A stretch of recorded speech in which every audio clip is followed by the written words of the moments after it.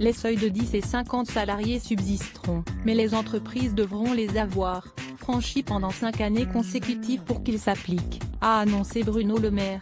Le gouvernement veut s'attaquer aux effets de seuil pour les entreprises. Dans un entretien aux Parisiens, jeudi 3 mai, le ministre de l'Économie, Bruno Le Maire, annonce sa volonté de supprimer le seuil de 20 employés, à partir duquel les entreprises doivent remplir de nouvelles obligations sociales et fiscales. La mesure sera intégrée au projet de loi Pacte, destiné à favoriser la croissance des entreprises.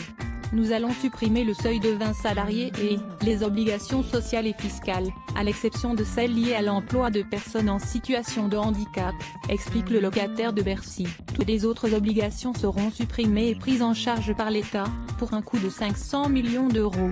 Concernant les PME de 10 et 50 salariés, celles-ci devront avoir franchi pendant 5 années consécutives le seuil de 10 ou 50 salariés, pour se voir imposer les obligations sociales et fiscales qui y sont liées, a ajouté le ministre, faisant valoir que cela leur permettrait d'accepter des commandes supplémentaires et d'embaucher sans crainte du lendemain.